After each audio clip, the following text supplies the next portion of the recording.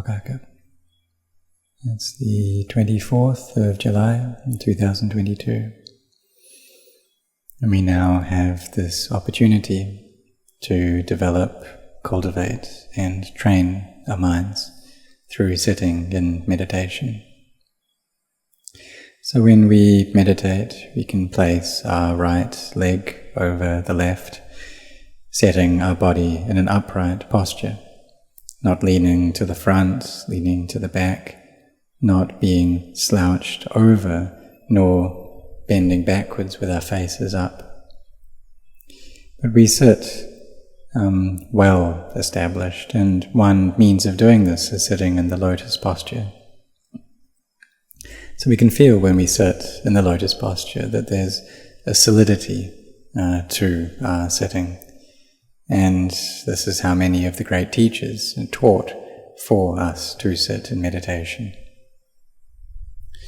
So having established our posture well, we then bring our mindfulness and establish that, knowing the breath as it comes and goes, using this as a foundation for our mindfulness.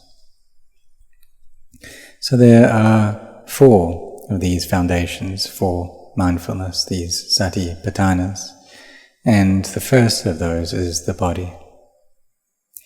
So knowing the in-breath and the out-breath, this is mindfulness of the body as well, recollecting this body. The breath is the air element, and so we bring our knowing to that. On the in-breath, we can recite Bud, and on the out-breath, Do. The in-breath, Bud, and then Do. And we carry on reciting this. When we're standing, sitting, walking, lying down, we can be reciting this word, Buddho, as well. So when we're walking, for instance, then we don't keep our attention on the tip of the nose, but rather we move it down to our feet, and placing our right foot, Bud, the left foot, Do. And we can recite Buddha when we're standing as well, and when we're lying down too, perhaps keeping our awareness on the stomach area.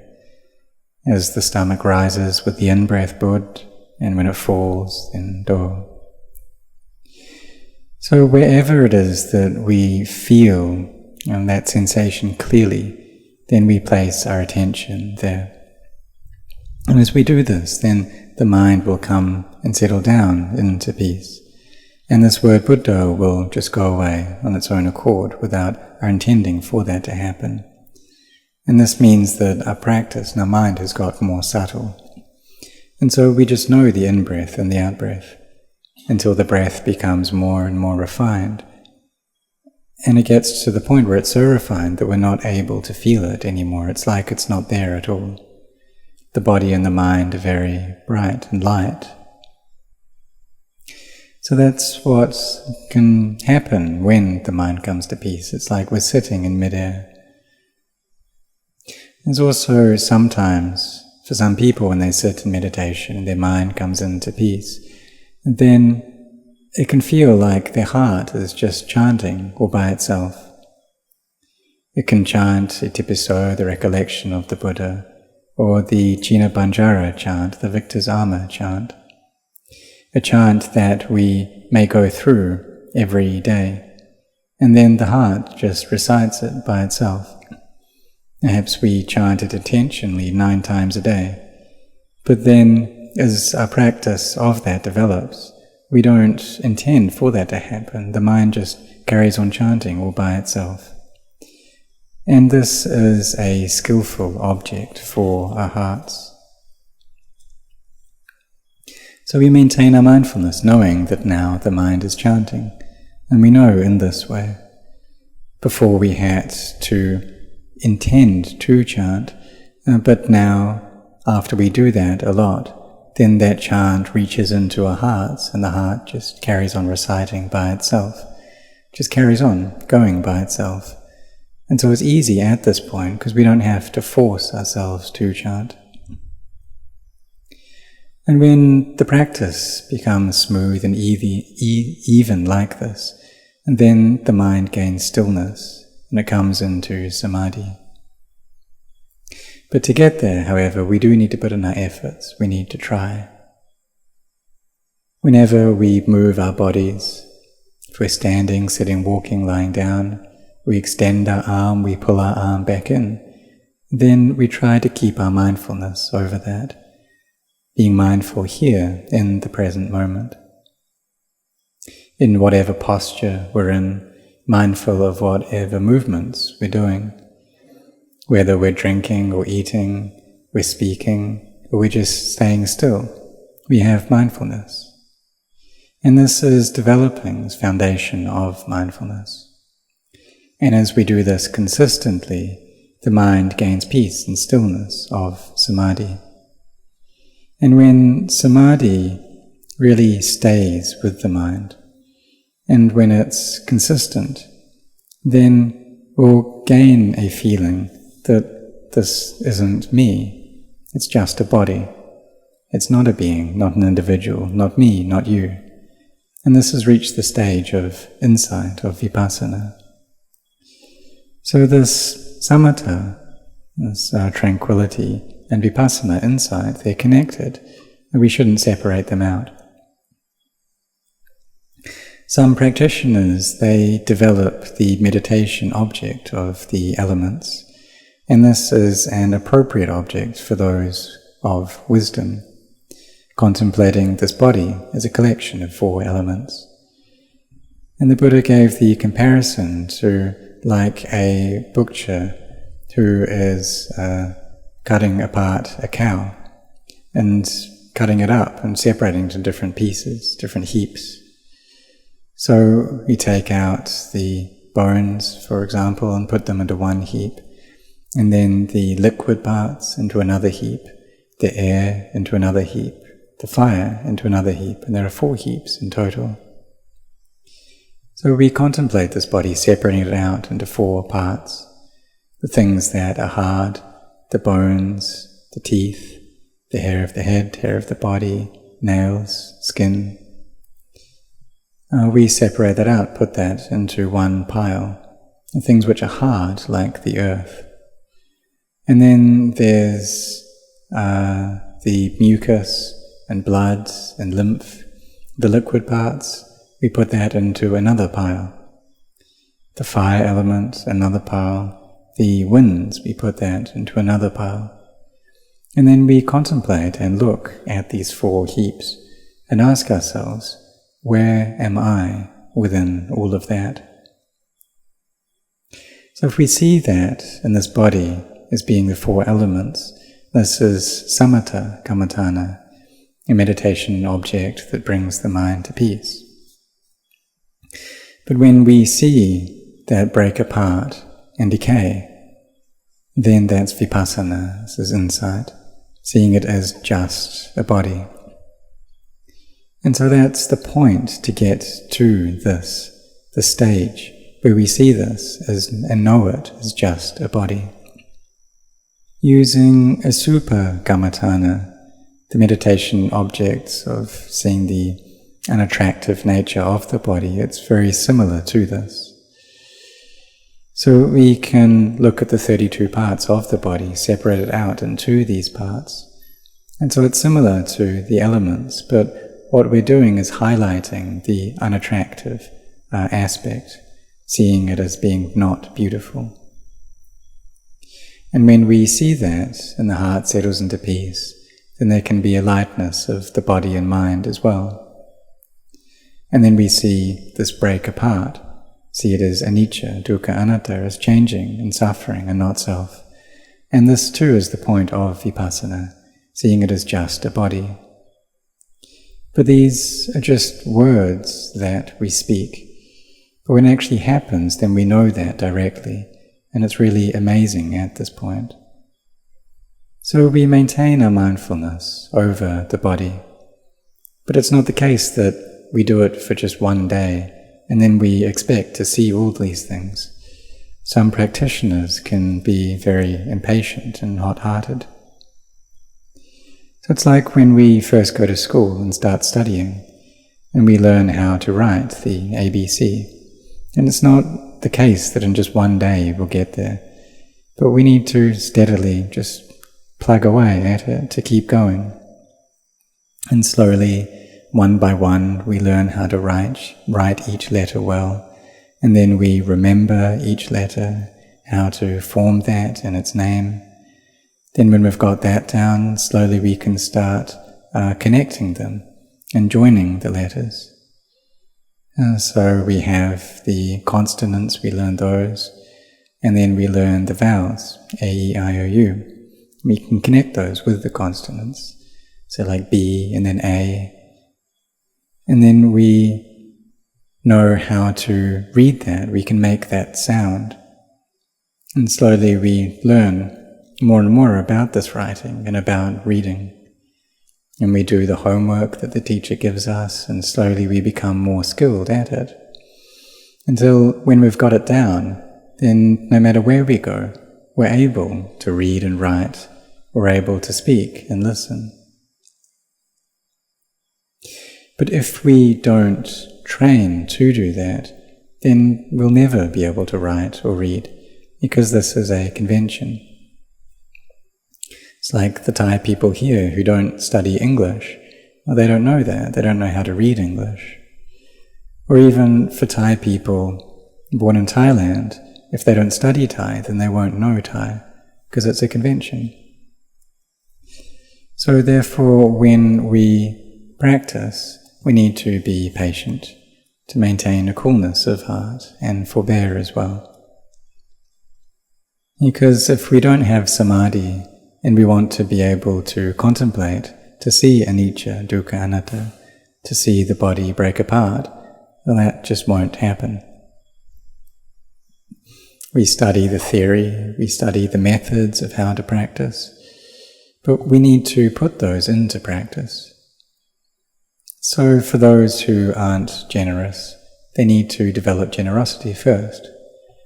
For those who don't keep the precepts, they need to learn how to keep the precepts first. And we have this dana, sila, bhavana, it's generosity, virtue, and meditation, making the mind firm and peaceful. And when the mind is well established in that peace, then knowledge will arise. We can contemplate this body. Perhaps we see someone who has died, and initially we take that to be a person. You say that they're of this name, this gender, this occupation. But when we contemplate into the four elements, we don't see any of that. It's just not there. There's nothing there. It's just these four elements. When the mind starts to proliferate again, then it starts saying, well, this is a person, and this person is like this, has these characteristics. So we start to notice, to become aware of that proliferation. Initially, and then we see the benefits of what we've been doing. So meditating, being aware of the in-breath and the out-breath, keeping our minds with these meditation words like Buddha, so that the mind doesn't get scattered and distracted. Keeping our mindfulness here in the present moment, slowly developing our minds, developing this focus of mindfulness. And the eye sees, and then we get to the point where when the eye sees a form, it's just that, and we don't proliferate on that. But when the mind starts to proliferate, then we have the ability to know that and to see through that. And wisdom arises, this wisdom that comes from meditation, this wisdom that's up to speed. So that wisdom, it's not thought, and it's not proliferation, but rather it's the arising of knowledge. Knowing that this is merely a body, not a being, not an individual, not me, not you. So when we read the scriptures, we gain an understanding of this, but that doesn't go in deep. And we can ask ourselves, well, what's that like? What's seeing this is not a being, not an individual, not me, not you. But when that knowledge actually arises for us, then we see that clearly and we know already. This wisdom comes up. And this is what practitioners want to know like this. We want to gain peace of heart. So what we need to do is to maintain our mindfulness throughout the day, from the time that we wake up to the time that we go to sleep. Make this smooth, make it even, make it consistent. And this is seeking out this noble wealth. So this external wealth, we have that, and we know what that's like. The wealth that we use to live our lives, to take care of our family. And we keep aside a portion for times of illness, and also a portion for generosity, for cultivating barami, for helping out people who are going through difficult times. But internal wealth is generosity and sila, virtue, and there's the wealth of meditation as well. And practicing this meditation is something that's more difficult. But for those who meditate, and they actually experience peace and samadhi, this is even more hard to find. But it's not something that's above our capacity to achieve. It's not above our efforts. So Ajahn Chah said that some practitioners, they go on practicing and they just keep on doubting as well. But if they do that without stopping, just carry on practicing, they'll get there all the same. For myself, I thought, oh, I've just got so many doubts. But I kept on doing it. I didn't stop, even though all of these doubts were there.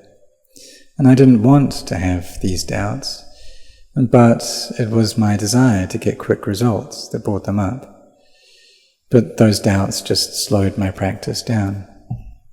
So really, it's easy. In standing, sitting, walking, lying down, we're mindful. Recite Buddha a lot, chant a lot. And this is Samma Samadhi, it's right Samadhi.